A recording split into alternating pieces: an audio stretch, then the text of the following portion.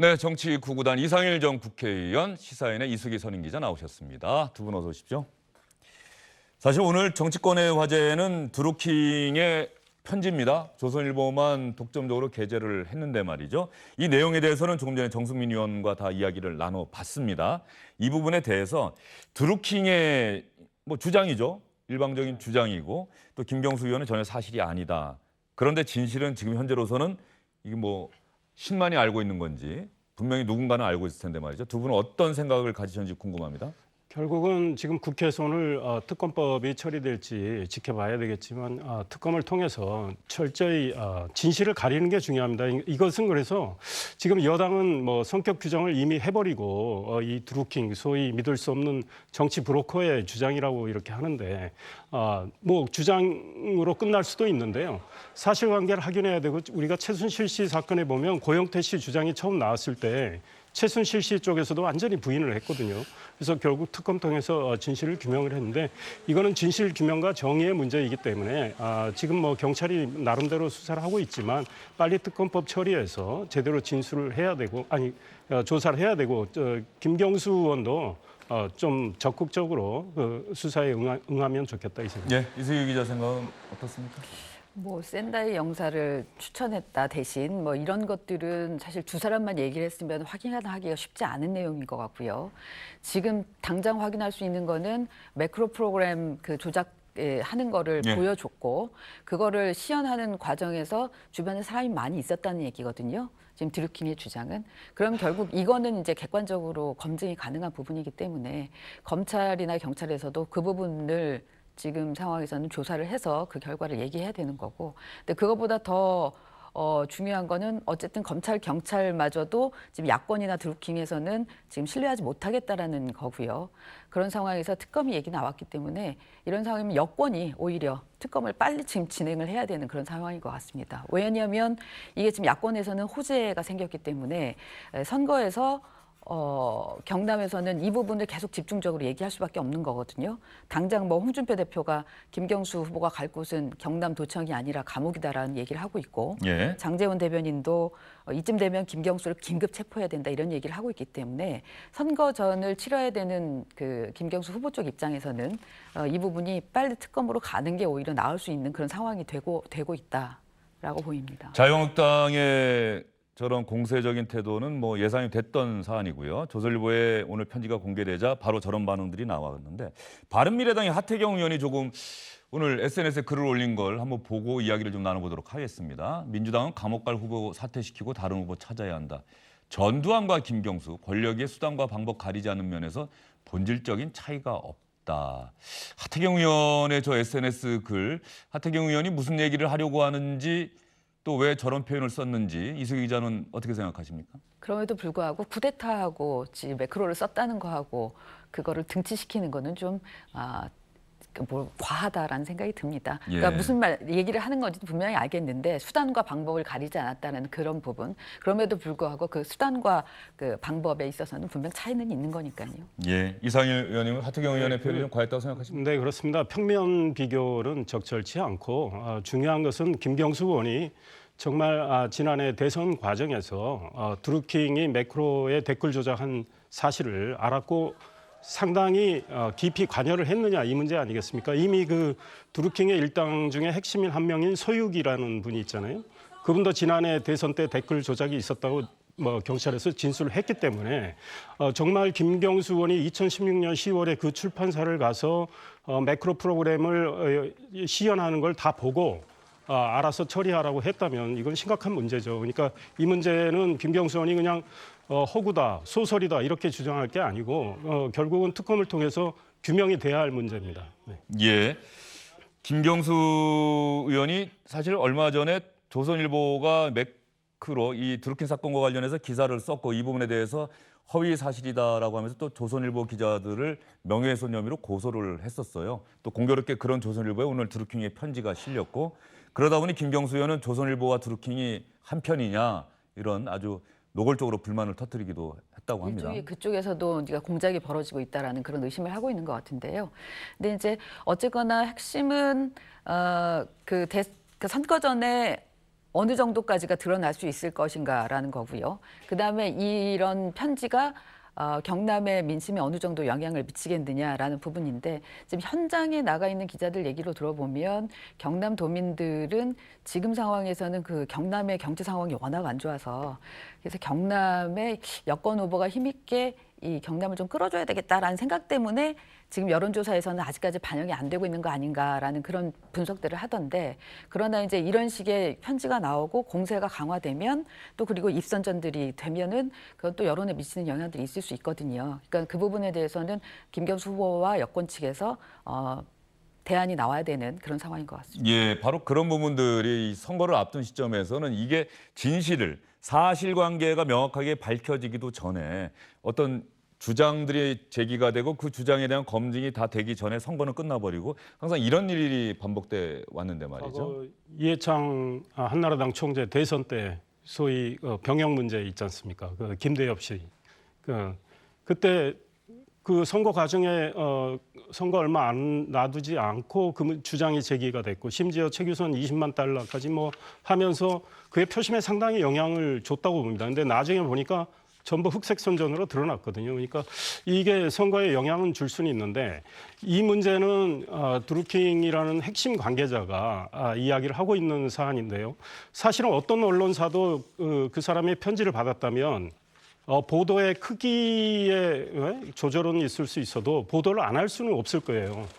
그렇기 때문에 이 문제는 철저히 규명이 돼야 되는 어떤 정의의 차원, 진실 규명의 차원에서 규명이 돼야 되고 선거에 이것이 영향을 별로 안 미친다 하더라도 만약에 특검을 통해서 김경수 의원이 그 당시에 드루킹과 정말 밀접한 관계를 맺고 매크로 프로그램을 가동하도록 묵인을 했거나 방조를 했다면 그건 나중에 당선됐을 경우에 가정을 하더라도 김경수 지사가 결국은 지사직 박탈로도 갈 수 있는 사안이거든요. 그러니까 일단은 진실 규명이 굉장히 중요하다 이 생각입니다. 네, 진실 규명을 위해서는 여야가 합의한 특검법 빨리 처리가 되고 특검이 수사에 나서야 아마도 특검의 수사 결과를 많은 분들이 더 믿을 수 있지 않을까. 일단 드루킹은 검찰, 경찰 모두 수사를 축소하려 하고 있다 이렇게 주장을 하고 있는 것 같고요. 이런 상황에서 여야가 어렵게 특검 도입에 합의를 한 만큼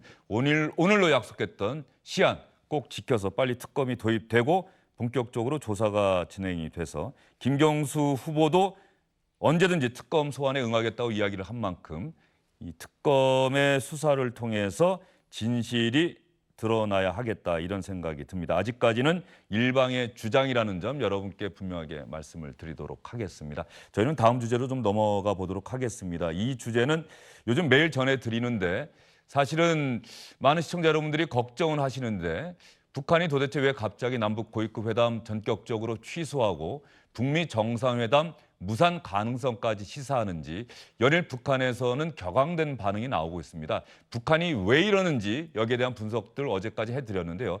트럼프 미국 대통령 일단 북한을 향해서 그럴 필요 없다. 나는 북미 정상회담 성사를 원하고 북미 정상회담이 성공하기를 바라고 있다는 메시지를 밝혔습니다.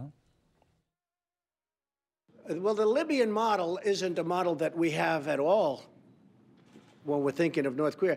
The model, if you look at that model with Gaddafi, that was a total decimation. We went in there to beat him. Now, that model would take place if we don't make a deal, most likely. But if we make a deal, I think Kim Jong-un is going to be very, very happy, and he'll get protections that will be very strong. 예, 이게 협상만 잘 되면 김정은 위원장은 매우 행복해질 것이다. 트럼프 대통령이 이렇게까지 얘기한 거는 제가 좀처럼 본 적이 없습니다. 네, 예. 그러니까 그만큼 좀 급하다는 생각을 한 것 같은데요. 우리 이게 사람들 인간관계도 그렇지만 이 판을 만들어가는 말이 있고 판을 깨는 말이 있고 그렇죠. 그렇잖아요. 근데 이제 판을 만들어가는 말이라는 거는 상대방한테 주로 귀를 기울이고 그러니까 맞장구도 좀 쳐주고 네. 또 우리가 그동안에 트럼프 대통령한테 노벨상 가져가라고 얘기했던 것처럼 이렇게 좀 추워주고 이러는 게 맞는 건데 판을 깨는 말을 그동안 해왔잖아요. 미국 쪽에서 특히 이제 존 볼튼 그 안보보좌관이 그런 부분들에 있어서 북한 쪽에서 이제 반응이 나온 거고. 아니 대등한 입장에서 협상하고 싶고 우리가 그 부분에 있어서 크게 지금 결단을 하고 여러 가지 면에서 선제 조치를 취하는데 너네들은 계속해서 이제는 이거 내놔라. 다음번 이거 내놔라. 너네가 굴복해서 우리 압력에 굴복해서 나오는 거니까 그럼 또 이건 이렇게 해야 되지 않을까라고 했을 때 그거를 어디까지 인내하면서 받아들일까? 이 지금 인내심에 약간 바닥이 드러났다는 거를 보여주고 있었던 거죠, 북한이. 예. 그런데 어쨌든 트럼프 대통령 입장에서는 판이 깨지는 거는 본인한테도 도움이 안 되는 상황이기 때문에 일단은 수습하는 국면에 들어갔다 이렇게 보입니다. 저 장면이 좀 상징적인 게요. 가능하다면 이 장면입니다. 이 장면 좀 어떻게 스톱을 좀 걸 수 있을까요? 이 볼턴 보좌관이 바로 뒤에서 지켜보고 있어요. 볼턴 보좌관 때문에 북한이 저런 반응 보였다는 거 아닙니까? 리비아식 모델. 북한이 완전하게 핵 폐기하고 북한이 갖고 있는 핵물질과 핵무기를 모두 미국 테네시주 오크리지로 가져와야 한다. 이렇게 이야기를 해서 북한이 또 반발하고 있는 것 같은데 볼턴 보좌관 앞에서 저 얘기를 트럼프 대통령이 했다라고 하는 것은 볼턴 네가 잘못했어. 뭐 이런 메시지를 북한에 좀 보여주는 것 아닌가 싶어서요. 이거는 해석하기 나름인 예. 것 같아요. 왜냐하면 볼턴 앞에서 트럼프 대통령이 사실은 김계관이 이야기했는데 급이 안 맞음에도 불구하고 6월 12일 날 싱가포르에서 김정은과 만나겠다는 의지는 예. 강하게 피력을 한 거거든요. 그러니까 우린 리비아식 모델 검토 안 한다. 뭐 한국처럼 너희들 발전시켜 줄 수 있다. 그 다음에 체제 안전 보장 확실히 하겠다. 이제 이 얘기를 했어요. 아주 예. 강한 체제 안전 보장. 북한이 원하는 건 사실은 어떤 경제적 보상보다는 체제 안전 보장 아니겠습니까? 북한도 그런 주장을 했고 볼턴 앞에서 이 수습하는 이야기는 했지만 또 한편으로 트럼프가 뭐라 그랬냐면 그럼 볼턴 발언이 잘못됐느냐 했을 때 그렇게 안 했어요. 볼턴에 대한 신임의 어떤 뜻을 또 이야기를 했습니다. 뭐냐면 볼턴은 북한이 우리가 원하는 비핵화를 하지 않고 문제가 생겼을 때를 대비해서 지적을 하는 거다.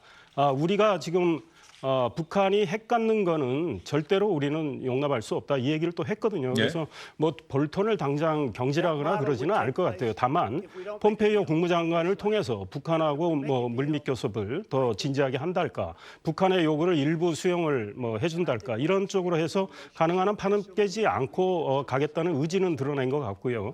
그 존 볼턴의 저런 생각이 어제 오늘 이야기는 아니거든요. 사실은 북한은 이미 볼턴이 안보보좌관 임명됐을 때부터 볼턴이 어떤 주장할지 뻔히 알고 있었고 볼턴은 그 이후에 폭스뉴스 등을 비롯해서 여러 차례 자기 생각을 밝혔기 때문에 근데 이번에 북한이 저렇게 나오는 건 한번 기싸움을 해서 가능한 한 미국이 요구하는 거를 다 수용하지 않고 우리의 요구를 관철하겠다 이런 뜻인 것 같아요. 대부분이 다 북한이 믿을만한가 이거를 지금 뭐 나오겠다고 얘기했는데 북한을 신뢰할 만한가라는 의심을 하고 있었는데 북한 쪽에서는 미국을 신뢰할 만한가라는 지금 의문을 던지고 있는 거죠. 시진핑 주석 만났을 때 그래서 미국이 그런 얘기를 하고 있긴 한데 미국을 내가 과연 믿을 수 있겠느냐, 중국이 좀 도와주면 안 되겠느냐, 경제적 지원을 뭐 이런 언론 보도도 나오긴 했어요. 사실은 이제 그렇게 북한이 중국으로 쫓아가도록 하지 않았어야 되는데 미국이 중국이라는 변수는 하나 내놓고 미국이 주도하는 정말 협상을 하고 싶었으면 그거를 좀 폭넓게 받아들여서 북한이 중국으로 가서 그 한 자락을 걸어놓게 하지 않았어야 되는데 그게 사실 패착이었던 거죠. 미국 입장에서는 드라이브를 걸었던 게. 근데 체제 안전 보장도 있지만 사실은 경제 개발을 하는 방식에 있어서도 지금 생각이 다르다는 게 드러난 것 같아요. 그러니까 북한에서는 지금 뭐 중국식이든 베트남식이든 뭐 여러 가지 모델 얘기가 나오고 있는데 전반적으로는 본인들이 좀 주도권을 갖고 갈 수 있는 베트남식을 선호하는 것 같거든요. 근데 지금 요즘 얘기 나오는 거 보면 심지어는 폼페이오까지도 북한의 개방 방식을 남한식으로 지금 하겠다는 거잖아요. 예. 그러니까 모든 거를 전후에 미국이 시스템을 틀어주고 일본의 자본을 가져와서 남한을 번영시켰듯이 본인들 표현대로 북한은 그런 방식으로 하겠다고 하는데 그러면 이제 한반도가 다 미국의 그 관할 아래 들어가는 그런 모양새가 되는 것처럼 보이는데 그거를 북한이 바라겠어요? 중국이 바라겠어요? 이런 상황이 있을 때 북한 입장에서 그 얘기가 계속 나오고 있는데 가만히 그냥 끌려간다? 외교적 협상에 있어서는 지금 있을 수 없는 상황이라고 예. 보이기 때문에 브레이크가 걸린 거죠. 예, 이런 상황에서 말이죠. 리성건 북한의 조평통위원장, 조국평화통일위원회 위원장, 남북 협상 과정에서 김정은 국무위원장의 핵심 측근이라는 점이 보여질 정도로 자주 나왔던 사람인데 어제는 리성건 위원장 명의의 입장 발표가 나왔습니다. 북남 고위급 회담을 중지시킨 엄중한 사태가 해결되지 않는 한 남조선과 다시 마주 앉는 일은 쉽게 이루어지지 않을 것이다. 이거 말이죠. 판문점 선언에 남북 정상이 했는데 그 잉크가 아직 마르기도 전이에요. 20일 정도밖에 지나지 않았는데 왜 이 정도 말까지 할까요? 더 험한 말도 어제 네. 많이 뱉어놨는데 지금 트집 잡는 거는 그런 겁니다. 일단은 두 가지죠. 맥스 선더 우리 한미연합 공중훈련 그거하고 태영호 씨 발언인데 지금 맥스 선더 훈련은 지난 11일부터 시작이 돼 있었고 북한은 15일 그걸 이미 훈련을 상황을 다 보는 상황에서 남북 고위급 회담 열자고 우리 측한테 제의를 했다가 한나절 지나서 16일 자정 넘어서 예. 전격 취소를 했는데 사실은 그거를 핑계로 북한의 어떤 요구를 관철하기를 원하는 이런 전술 전략 차원에서 나온 걸로 봅니다. 북한의 요구가 뭡니까? 예컨대 지금 우리 정부도 그거를 정확히 분석을 해야 되겠지만 그거에 대해서는 여러 가지 관측이 분분하지만 일단은 북한이 미국이 말하는 이 선 핵폐기 후 보상 이게 리비아식 모델인데 사실은 미국은 거기까지는 이번에 폼페이오 가서 거기까지 안 간 것 같은데 그럼에도 불구하고 북미 정상회담 공동 성명에 담을 내용 중에 미국이 원하는 그 여러 가지 것들을 지금 요구를 하는 것 같아요. 로드맵을 만드는 과정에서. 그런데 북한 입장에서는 그걸 받아들이기 어렵다는 거고 제가 보기에 지금 김계관이 말하는 것 중에 CBID도 이제 물음표를 찍어놨습니다. 그렇다면 그동안에 CBID에서는 북한이 시비를 안 걸었는데 그럼 북한이 정말로 완전한 비핵화를 할 의지가 있느냐 저는 이 생각을 갖게 되는데 북한으로서는 어찌됐든 현재 갖고 있는 핵무기를 이렇게 바깥으로 오크리지로 빼돌리고 그다음에 미국이 들어와서 무제한 사찰하고 검증하는 거 이거는 하기 싫다는 이야기 같아요. 그래서 지렛대를 좀 더 올리기 위해서 저런 우리 쪽 훈련을 시비를 걸고 우리 쪽 정부를 지금 곤혹스럽게 만들고 있는 것 같아요. 어쨌거나 메시지는 분명한 거 아닌가 싶은데요. 미국에 보내는 메시지가 따로 있는 거고 이 부분은 처음에 남북 정상회담 했을 때 첫 번째 발언이 그거였거든요. 그러니까 적대적인 행위를 하지 않으면 네. 내가 핵무기를 가질 이유가 뭐가 있겠느냐라는 얘기를 했었거든요. 근데 지금 적대적 행위라고 보는 거죠. 이 전략 자산이 충출동해서 이 한미 군사 훈련을 하는 부분이 그러니까 한미 훈련을 하는 것까지는 양해를 하겠는데 근데 전략 자산이 총출동하는 부분들 이런 것까지는 너네들의 선의를 이거 내가 지금 그대로 받아들일 수 있는 거냐? 노력하는 거 맞는 건가? 나는 선제적 조치를 하고 있는데 이제 이런 얘기를 보내는 거겠죠. 그래서 그런 부분들에 대한 하나의 의미, 메시지하고 그다음에 또 이게 혹시 해리 해리스 태평양 사령관이 지금 전략 자산은 거기서부터 이제 출발을 해서 오는 거니까. 근데 또 지일파고 이러니까 또 일본의 메시지들이 들어있는 거 아닌가. 거기에 대한 견제구도 좀 날리는 측면이 있는 것 같고. 차기 주한 대사로 주한 대사로 내정됐다는. 오게 돼 있으니까요. 그런 부분들이 굉장히 걸릴 거예요. 그다음에 어쨌든 우리 대통령이 지금 한미 정상회담을 위해서 미국을 가기 때문에 문재인 대통령에게 숙제를 또 하나 안기는 거 아닌가라는 생각이 듭니다. 이런 상황에서 한 말씀만 짧게 말씀드리면 말씀해 주시죠. 이번에 예. 그 훈련이 미국의 전략 자산이 총출동하는 거 아닙니다. F-22기 하나예요. 그다음에 우리 이수기 기자 말씀 중에 미국이 대한민국을 발전시키는 과정에서 일본 자본 들여와서 한국을 발전시켰다. 그거는 극히 일부에 해당하는 거 아니겠습니까? 네. 예, 그 부분을 좀 바로 잡고 싶으셨는데 그렇게 생각하시는 분들도 있고요. 우리 한국 전쟁이 오히려 일본이 그 2차 대전의 폐허로부터 다시 일어나는 중요한 계기가 됐다는 또 이런 얘기도 있기 때문에 그 부분에 대해서는 또 말씀해 주셨고 이번 썬더맥스 훈련 과정에서 B-52 폭격기가 오느냐 안 오느냐 원래 오기로 돼 있었다 아니다 원래부터 오는 거 아니다라고 하는데 최근 또 언론 보도 보니까는 오기는 왔는데 방공 10개월 안으로는 안 들어오고 밖에서 있다 갔다 이런 얘기도 좀 있는 것 같고 말이죠. 이런 부분들이 다 지금 어떤 팽팽한 살얼음 위를 걸어가는 남북 관계의 긴장 또 중요성 이런 것들을 보여주는 사례가 아닐까 싶습니다. 청와대 관계자는 특별하게 오늘 드릴 말씀이 없다. 조심스러운 반응 보이고 있는데요. 북한을 어서 빨리 고위급 회담에 돌아올 수 있도록 한반도 운전자론이라고 하는 문재인 대통령의 말이 실효를 거둘 수 있도록 우리 정부가 좀 더 적극적으로 적절하게 대처를 해야 되겠다 이런 생각이 듭니다. 두 분과는 여기서 인사드리겠습니다. 수고 많으셨습니다.